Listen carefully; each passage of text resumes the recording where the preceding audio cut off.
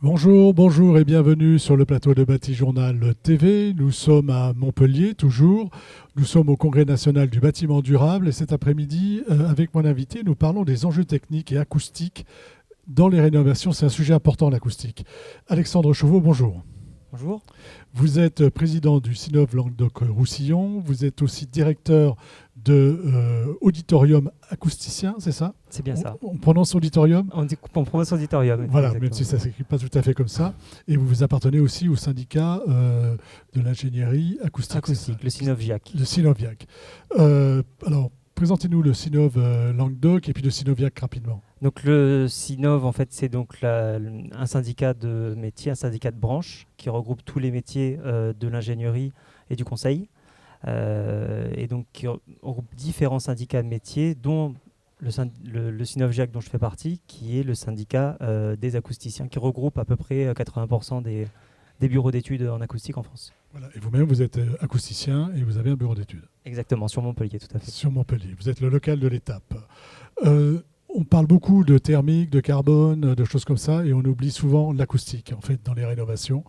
Pourquoi c'est important de parler acoustique dans les rénovations? Et de s'intéresser, de s'y intéresser. C'est important parce que tous les ouvrages qui traitent de l'acoustique, de la rénovation thermique, ont un fort enjeu acoustique. Donc sur la qualité de l'usage, la qualité de l'enveloppe extérieure, la qualité d'usage intérieur, et notamment sur, par exemple, la rénovation de logement, les rénovations lourdes, c'est des sujets qui sont assez prégnants aujourd'hui. C'est des sujets aussi qui touchent au confort. Suite à notre période de Covid où on s'est rendu compte que le silence était bien intéressant. Sauf quand on avait des voisins du haut qui faisaient du bruit. Voilà, exactement. Donc on a redécouvert nos oreilles un petit peu. Et c'est un sujet qui touche aux gens, qui touche au cœur des gens. Et on a l'habitude de dire que le bruit est la nuisance la plus mal supportée par les Français et celle qui les impacte le plus, hein, c'est ça? Tout à fait. C'est d'ailleurs pourquoi il y a l'ADEME qui a lancé une étude il y a quelques années, qu'ils mettent à jour au fur et à mesure. Donc en 2021, il y a les derniers chiffres, c'est en 2021 où ils ont évalué le coût social du bruit. Donc en fait, ce que coûte une mauvaise qualité acoustique des lieux, des espaces aux contribuables. Et il est estimé à 144 milliards d'euros par an. Ce qui est énorme. Ce qui est énorme. Qu'est-ce qu'on met dans ce coût social? Qu'est-ce qu'on met dans le... C'est les personnes qui habitent du périphérique, par exemple. Ça, c'est toujours l'exemple que qu'on prend. Mais j'imagine qu'il y a d'autres choses. Il y a quoi là-dedans? Qu'est-ce que ça englobe? C'est principalement des problèmes aussi. C'est un problème de santé publique. Donc en fait, on va se retrouver à considérer aussi tout ce qui peut être arrêt maladie occasionné par un environnement de travail qui va être stressant parce que bruyant. Ça peut être aussi une mauvaise formation des apprenants. Ça va depuis la crèche jusqu'aux universitaires. Oui, on peut avoir une salle de classe très bruyante. Exactement. Et donc on se retrouve avec des apprenants, des élèves ou des étudiants qui apprennent moins bien, qui sont du coup moins performants, mais aussi des enseignants qui, eux, sont en difficulté et qui vont plus facilement se mettre en arrêt de travail. Ça peut être cette problématique-là, ça peut être dans des environnements industriels où on va avoir des accidents du travail parce que mauvaise acoustique, mauvaise entente, mauvaise écoute et accident du travail. Il y a des exemples un petit peu dans tous les espaces clos qu'on connaît. Voilà, donc l'acoustique, un vrai sujet. Enfin, l'acoustique, le bruit, un vrai sujet. L'acoustique, c'est quoi? C'est le remède? Alors oui, le traitement acoustique, effectivement, l'acoustique englobe un petit peu tout, mais c'est la perception au bruit et c'est la manière de l'appréhender qui est un peu notre moteur et qui conditionne ce qu'on va pouvoir nous préconiser en tant que bureau d'études pour pouvoir améliorer l'environnement. Alors on va y aller. On est d'accord, hein, on est dans le cadre de rénovation parfois lourde, mais aussi de rénovation, on va dire, classique. Comment ça se passe? Est-ce qu'il faut d'abord faire un audit, comme on pourrait le faire pour la thermique? Comment vous intervenez, vous, sur un chantier de rénovation, quand on vous demande d'intervenir? Parce qu'il n'y a peut-être pas de bureau d'études acoustique à chaque fois qu'il y a une rénovation. Il y a moins souvent des bureaux d'études acoustiques que de nombre de projets de rénovation lourde. Donc c'est vrai que quand on intervient, c'est relativement compliqué parce qu'on n'a pas forcément l'habitude de voir un acousticien intervenir alors qu'on veut parler de thermique, et surtout c'est un peu le côté, comment dire, c'est ce qui va porter un projet, c'est les économies d'énergie mais aussi les économies budgétaires, de dépenses énergétiques. Donc nous, quand on intervient, en fait, pour de la rénovation, on est effectivement contraint, ou en tout cas obligé, de savoir d'où on part pour savoir où est-ce qu'on peut aller. Donc ça passe par un diagnostic in situ, qui peut être passé par la mesure, qui peut passer par du repérage de matériaux. Des fois, on est obligé de faire du sondage aussi, parce que des fois, c'est masqué, caché par des doublages, ou des travaux qui ont été faits au fil de l'eau. On n'a pas forcément des DOE sur tous les projets. Oui, Qu'on parce que vous récupère. n'avez pas forcément l'histoire du bâtiment. Est-ce que vous interrogez, par exemple, les habitants ou alors les personnes, les usagers qui travaillent? Est-ce que vous leur demandez s'ils ressentent de la nuisance sonore? Sur des opérations de bureau, par exemple, on peut faire des sondages, justement, à destination de plusieurs types de personnes au sein du bureau. Ça peut être auprès de la direction comme des opérationnels. Et c'est d'ailleurs très intéressant d'avoir le panel de tous les intervenants et de savoir où est-ce qu'ils ont l'impression qu'il y a un vrai sujet, un vrai problème. Et ça, c'est un vrai... c'est des données d'entrée qui sont super intéressantes pour nous. Alors, vous nous avez apporté quelques exemples de ce qu'on peut faire, hein, des problématiques. Alors, je vous laisse décliner. Si on passe par la façade, par exemple, quelles sont les problématiques et comment vous les résolvez? Alors, pour ce qui concerne la façade, déjà, il faut prendre en compte l'environnement extérieur. C'est-à-dire qu'effectivement, on n'a pas forcément besoin d'une performance acoustique de façade aussi élevée en bord de périphérique en race campagne. Donc l'environnement sonore est déjà une première donnée d'entrée à prendre en compte. Donc en fonction de ça, on va savoir quel est le niveau de bruit objectif qu'on peut avoir à l'intérieur du local. Ce qui va conditionner après notre dimensionnement, c'est l'usage du local à l'intérieur. Si on parle d'un logement, par exemple, on va chercher à avoir des espaces qui sont relativement calmes pour pouvoir se reposer.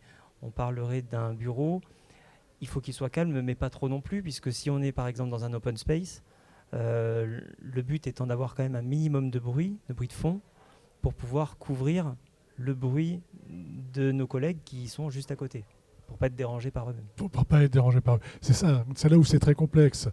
C'est le cas typique de la façade où on vient mettre une isolation thermique par l'extérieur, parce que la thermique, des fois, joue contre l'acoustique, et on vient changer les menuiseries, et d'un seul coup, on se retrouve avec beaucoup de bruit qui viennent de l'immeuble. Voilà, exactement. Donc en fait, il faut arriver à équilibrer finalement la performance acoustique et le cadre performantiel de tout le bâtiment en fonction de l'usage du bâtiment en lui-même. Alors, techniquement, comment on fait par exemple pour la façade? À part le fait, ce que vous nous avez dit, hein, d'analyser l'endroit, tout ça, mais ma façade à moi, là, qu'on a fermé complètement des bruits extérieurs, qu'est-ce que je peux faire pour éviter le bruit intérieur? Déjà changer les menuiseries, en tout cas parler de toutes les perforations potentielles du bâtiment. Ça passe principalement par les menuiseries, puisque c'est là où il y a des trous que forcément l'air passe et le son passe. Donc les menuiseries, on le sait, il y a une grosse dimension thermique, mais on a aussi du coup une grosse dimension acoustique. Donc si on prend en compte l'environnement extérieur, on va pouvoir conditionner et dimensionner la performance de la menuiserie qu'on va avoir besoin de mettre en œuvre. Il y a le côté renouvellement d'air aussi, puisque les perforations de façade sont occasionnées par exemple, les entrées d'air. Si on a une ventilation simple flux, j'ai fait un petit lapsus sur la double flux, mais effectivement une double flux, a priori il faut quand même prendre l'air quelque part, donc on va se retrouver avec des conduites qui sont prises par exemple dans le cas d'un immeuble en toiture. On a du soufflage, il faut que dans le local, le bruit du ventilateur ne soit pas perçu dans le local, mais il faut aussi que le bruit qui provient de l'amener d'air ne passe pas dans les conduites. Donc il faut pouvoir gérer toutes ces petites perforations pour s'assurer qu'on n'ait pas de bruit provenant que de l'extérieur. Mais sachant, je reviens un petit peu à ce que je disais au début, le fait de fermer, hein, de mettre de meilleures menuiseries, tout ça, accentue les bruits à l'intérieur. Comment vous faites pour gérer ça? Et du coup, quand... Enfin, Alors, accentue les bruits qui proviennent de l'intérieur. tout à fait. Alors les bruits sont toujours les mêmes. Côté intérieur, le voisin fait toujours le même bruit. Il range toujours sa cuisine et sa vaisselle de la même manière. À 23 heures. Voilà, il change pas ses habitudes, lui. Mais comme on est moins masqué par le bruit provenant de l'extérieur, du coup on l'entend plus. On a une notion d'émergence qui est la différence entre le niveau de bruit qu'on perçoit et le niveau de bruit de fond qu'il y a quand il n'y a pas d'activité particulière. Cette émergence du coup devient plus importante et c'est ça qui déclenche la gêne. Donc en fait, comment on le gère? En fait, dans le cas d'une réhabilitation, on va aussi gérer les doublages, par exemple, ou les séparatifs entre logements. Il faut s'assurer Il faut s'assurer que ça fonctionne aussi de ce côté-là. Exactement. Autre point technique en réhabilitation, en rénovation, sur lesquels il faut être vigilant. On a parlé de l'air, hein, on a parlé de la façade. Est-ce qu'il y a il peut y avoir la correction acoustique intérieure, c'est-à-dire que de ne pas avoir des locaux qui soient trop réverbérants à l'intérieur. Donc on va pouvoir rajouter des matériaux absorbants. Typiquement, dans des circulations de logements, encore une fois, ou dans des ERP, on se retrouve avec des rénovations où on cherche, par exemple, à rajouter énormément d'inertie. Donc on va mettre des matériaux un peu massiques, du béton, bas carbone, etc. Le côté environnemental est bien pensé, mais le problème c'est qu'on se retrouve avec quelque chose de très réverbérant. De très réverbérant, voilà, exactement. Et donc il faut s'assurer quand même de la pertinence de la solution, de la pertinence globale. Éventuellement corrigé par des plafonds acoustiques ou des choses comme ça, exactement, si on a voulu laisser le béton apparent. Voilà, par exemple. Un autre point peut-être où on a fait le tour? Non, après c'est très dépendant de chaque projet et de chaque usage. Voilà, donc, d'où l'importance d'avoir un bureau d'études. Tout à fait. Je ne vais pas me dire le contraire. Oui, mais monsieur le bureau d'études, ça coûte cher. Combien ça coûte en fait de traiter l'acoustique du bâtiment? Est-ce que ça renchérit mon opération de rénovation? Alors je ne vais pas vous le cacher, ça coûte. Tous les maîtres d'ouvrage, les maîtres d'œuvre, tout le monde sait que ça coûte de l'argent.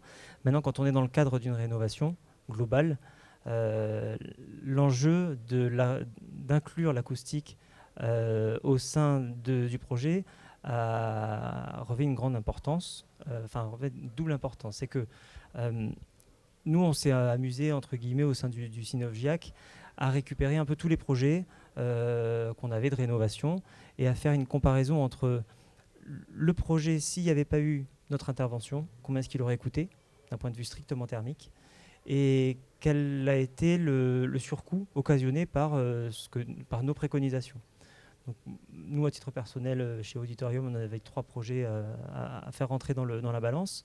Et dans tout ce qu'on a audité un petit peu, on a quasiment une cinquantaine de projets. Donc on peut se dire qu'on a un bon panel. Une bonne référence, un bon panel. Sur des projets de logement individuel comme sur du gros collectif. Et on en est arrivé à peu près à entre 18 et 20% de surcoût occasionné par l'acoustique. Ah, c'est quand même important. Donc c'est super important. En tout cas, c'est pas négligeable. Il faut le prévoir, il faut l'envisager, il faut le prévoir dans le budget.